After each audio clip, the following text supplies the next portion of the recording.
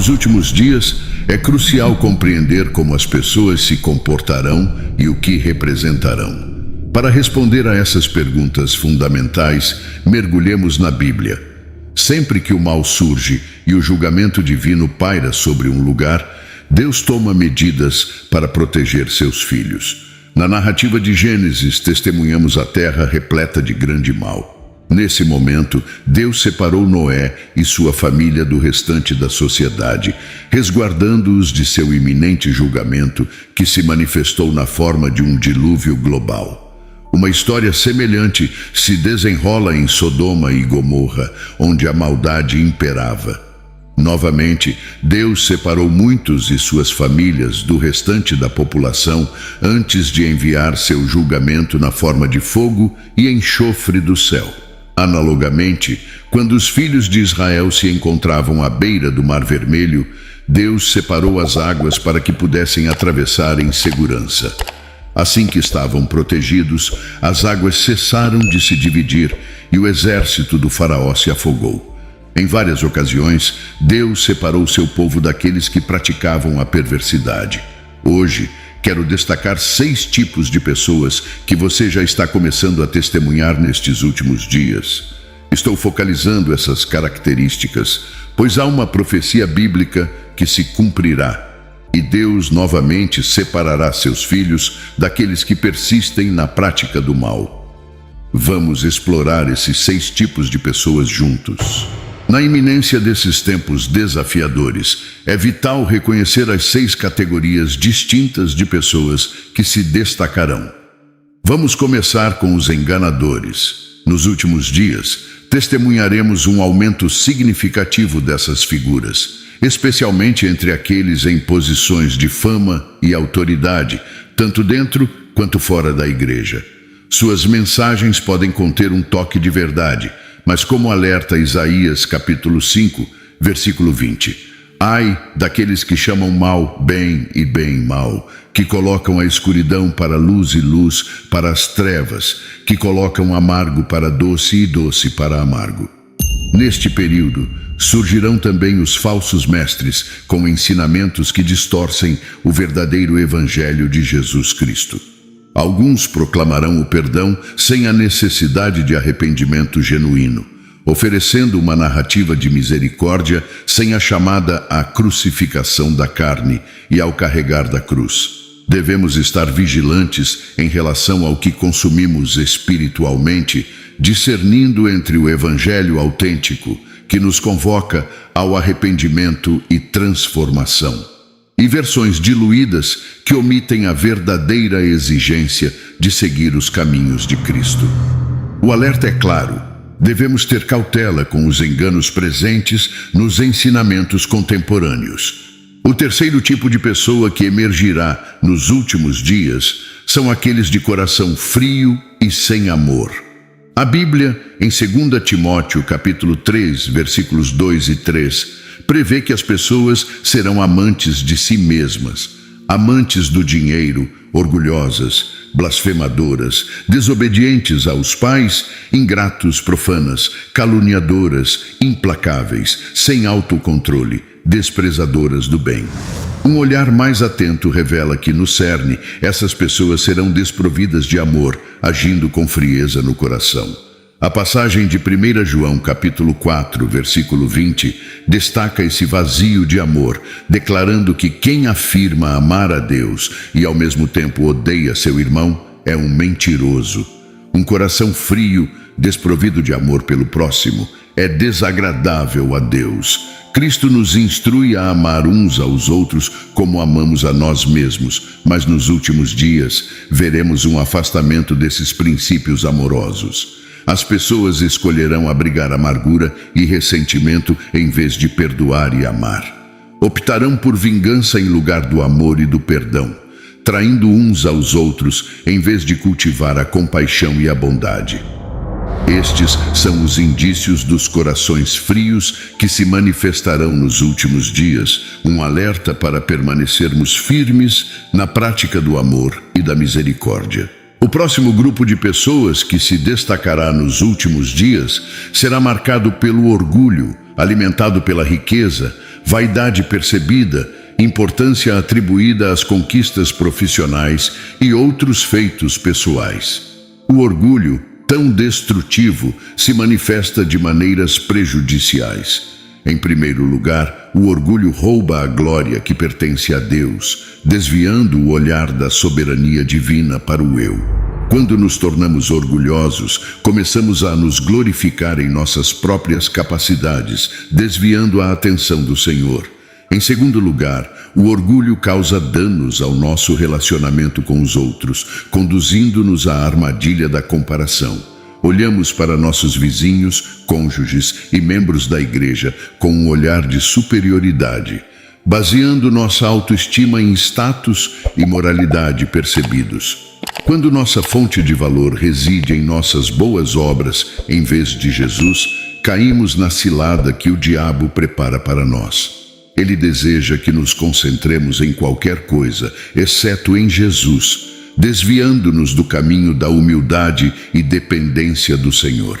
Nos últimos dias, o orgulho se tornará uma armadilha sutil que muitos enfrentarão, mas permanecer ancorados em Cristo é a resposta para evitar essa armadilha enganosa. O próximo grupo de pessoas a se destacar nos últimos dias são aqueles que se entregam à imoralidade. A Bíblia nos adverte de que, nesses tempos, as pessoas serão amantes do prazer em vez de amantes de Deus, uma realidade que já estamos presenciando. Acredito firmemente que o diabo tem agido silenciosamente, utilizando o entretenimento, a música, a mídia e todas as formas disponíveis para minar os valores divinos relacionados ao sexo. A palavra de Deus estabelece claramente que o casamento é honroso e a cama deve permanecer imaculada. No entanto, o diabo distorceu essa verdade, promovendo a fornicação através da música, filmes e até mesmo na sociedade. O casamento, que deveria ser honrado por todos, e a pureza na intimidade foram pervertidos com o diabo promovendo o adultério e relacionamentos extraconjugais como aceitáveis. Estamos vivendo em uma época em que o pecado sexual foi normalizado pelo inimigo. Essa é uma estratégia ardilosa, projetada para prender as pessoas no ciclo do pecado. Portanto, é crucial garantir que nunca nos encontremos entre aqueles que aceitam e vivem de acordo com essa imoralidade, permanecendo firmes na busca da pureza e da santidade. A última categoria trata das pessoas que possuem uma forma de piedade. Mas o que isso significa?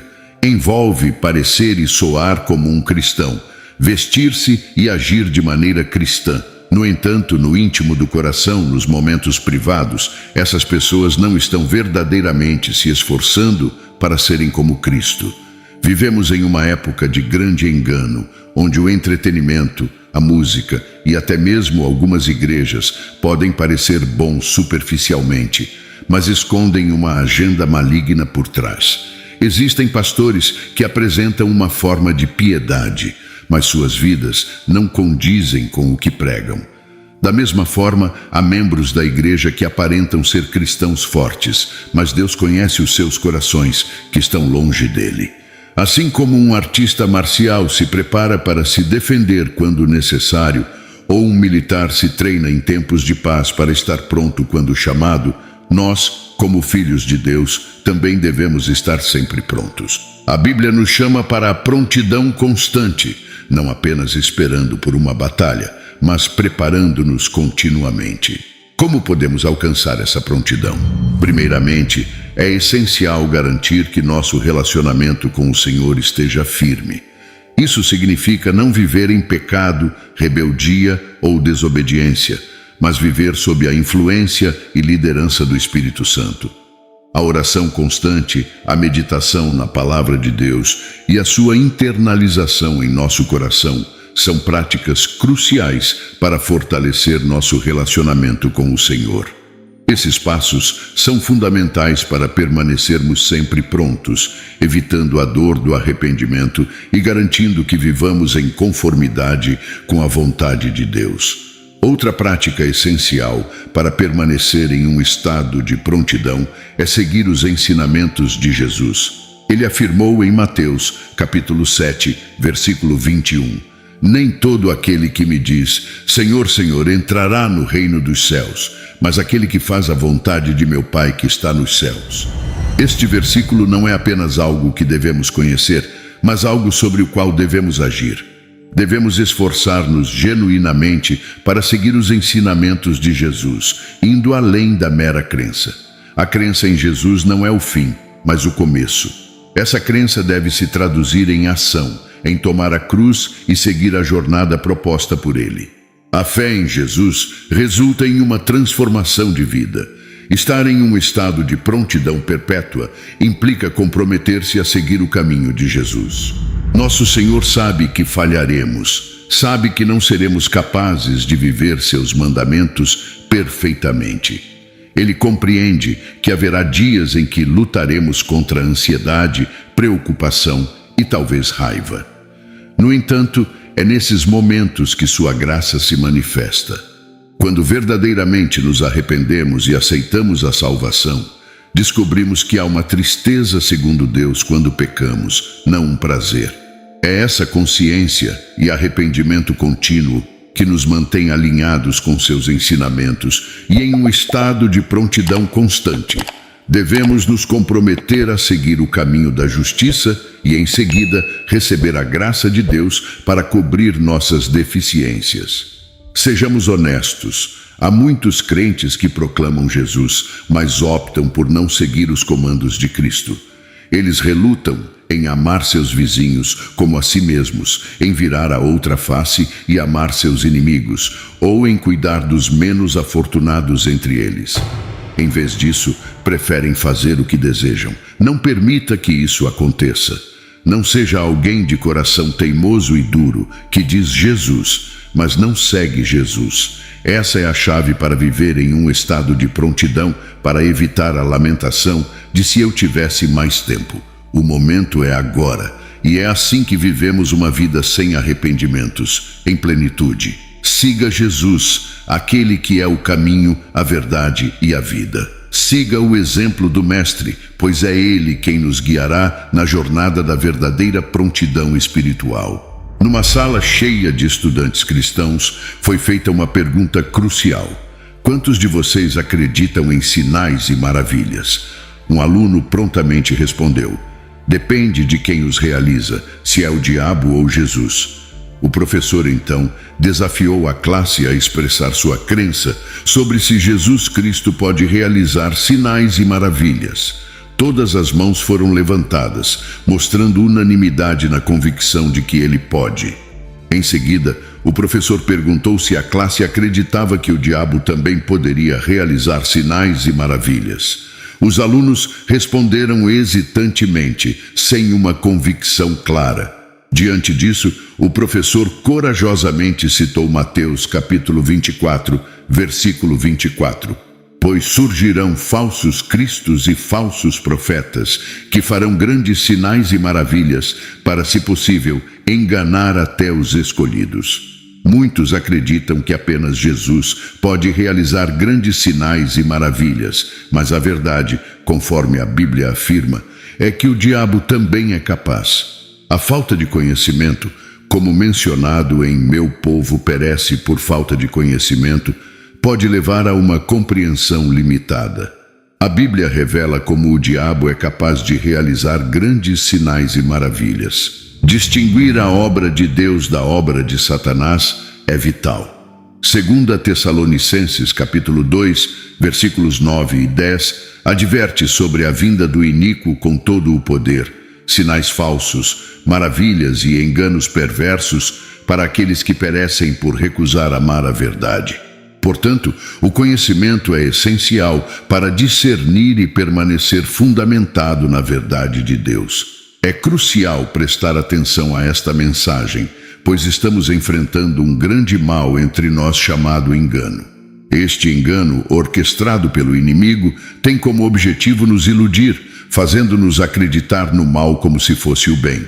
Portanto, a responsabilidade de todos os crentes é distinguir entre o divino e o diabólico. A Escritura nos orienta em 1 João capítulo 4, versículos de 1 a 3. Amados, não creiais em todo espírito, mas testai os espíritos para ver se são de Deus, porque muitos falsos profetas têm saído pelo mundo. Para discernir os espíritos, a passagem destaca que todo espírito que confessa que Jesus Cristo veio em carne é de Deus, enquanto aquele que não confessa Jesus não é de Deus, sendo o espírito do anticristo. Então, como podemos testar os espíritos? A resposta está na confissão de Jesus Cristo. Se um espírito reconhece que Jesus veio em carne, morreu e ressuscitou, é do Senhor. Se, no entanto, o espírito não confessa Jesus como Senhor, a Bíblia nos alerta que é o espírito do anticristo. Da próxima vez que testemunharmos um pregador, profeta ou qualquer pessoa operando no sobrenatural, antes de aplaudir ou aceitar, devemos orar para que o Espírito Santo nos conceda discernimento. Devemos esperar para ver se a ação glorifica Jesus Cristo como Senhor. Antes de aplaudir, devemos testar o Espírito, assegurando-nos de que confesse que Jesus Cristo é o Senhor. Devemos avaliar se o milagre, cura ou maravilha é verdadeiramente para a glória de Deus, ou se está exaltando a pessoa que o realiza. É Deus quem deve receber toda a glória e honra, não os homens ou mulheres no palco que buscam sua própria exaltação. É imperativo testar os espíritos, pois acredito que a maioria dos sinais e maravilhas realizados pelo diabo tem 4 grandes objetivos: dinheiro, fama, prazer e poder. O diabo opera por meio de pessoas que são impulsionadas por um ou mais desses objetivos. 1 João, capítulo 4, versículos de 4 a 6, oferece uma orientação essencial.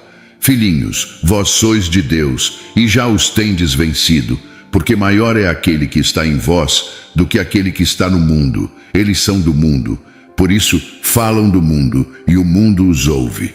Nós somos de Deus. Quem conhece a Deus nos ouve. Quem não é de Deus não nos ouve.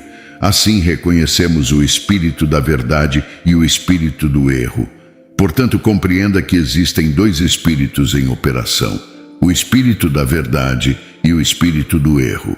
Ao testar os espíritos, devemos discernir se as manifestações são impulsionadas pela verdade de Deus ou pelo erro promovido pelo inimigo. A presença do Espírito Santo em nós nos capacita a superar as influências do mundo, permitindo-nos discernir entre a verdade e o engano. O espírito de erro, o espírito do anticristo, está presente no mundo. A Bíblia é clara ao afirmar que esses espíritos falam do mundo e o mundo os ouve. No entanto, você e eu, como filhos de Deus, não pertencemos a este mundo. A palavra de Deus nos assegura que já os vencemos, pois aquele que está em nós é maior do que aquele que está no mundo. Portanto, devemos testar os espíritos antes de permitir que alguém se posicione diante de nós como um homem ou mulher de Deus. Ore por sensibilidade, peça ao Espírito Santo para guiá-lo na verdade, evitando ser conduzido ao erro. Há pessoas de Deus sendo poderosamente usadas pelo Senhor em várias maneiras. No entanto, também existem aqueles enviados pelo diabo para criar confusão e ilusões da verdade, quando na realidade é engano. Por isso, encorajo você a ser parte de um povo unido ao Espírito da verdade, cheio do Espírito Santo, que testa os espíritos e é governado pela verdade, que é Jesus Cristo. Embora vivamos neste mundo, não devemos lutar nossas batalhas como o mundo. As armas que temos à nossa disposição não são físicas, mas poderosas em Deus. A palavra de Deus é uma dessas armas, sendo eficaz para os conflitos e batalhas que enfrentamos. Confie em Deus, confie na palavra do Senhor, confie em suas promessas e você experimentará a vitória. Mergulhamos fundo no poder de discernir entre os espíritos e como a palavra de Deus é nossa arma infalível. É tempo de nos unirmos ao Espírito da verdade, de testar os espíritos e permanecer firmes na palavra. Lembre-se, embora estejamos no mundo, nossas armas não são carnais, são poderosas em Deus.